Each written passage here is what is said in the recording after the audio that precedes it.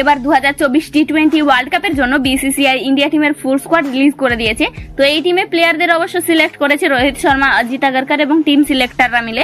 তো চলো দেখে নিই কোন কোন প্লেয়াররা এই টিমে রয়েছে। তো 2024 ওয়ার্ল্ড কাপের জন্য ইন্ডিয়া টিমের হয়ে ক্যাপ্টেন্সি করবে রোহিত শর্মা।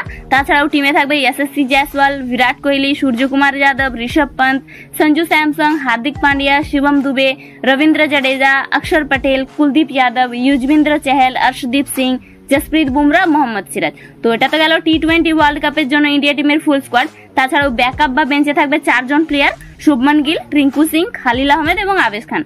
তবে আমার মনে হয় ইন্ডিয়া টিমের মেন স্কোয়াডে কয়েকজন ভালো প্লেয়ারকে চান্স দেওয়া হলো না, যেমন ঋতুরাজ গায়কোয়াড়, KL রাহুল, রিঙ্কু সিং। তাছাড়াও বিসিসিআই একটা ভালো সিদ্ধান্ত নিয়েছে, যেখানে সঞ্জু স্যামসং, युजवेंद्र चहल কে ইন্ডিয়া টিমে চান্স দিয়েছে, বিশেষ করে সঞ্জু স্যামসংকে। কারণ গতবার যখন ওডিআই খেলা চলছিল তখন সঞ্জু স্যামসংকে টি20 সিরিজে দেওয়া হয়েছিল। তো এবার সিলেক্টররা একটা ভালো কাজ করেছে, মেন টিমে সঞ্জু স্যামসংকে সিলেক্ট করেছে। তো টি20 ওয়ার্ল্ড কাপের স্কোয়াড তোমাদের কেমন লাগলো, বা এই টিমে আর কোন প্লেয়ারদের চান্স দিলে ভালো হতো অবশ্যই কমেন্ট করে জানাও।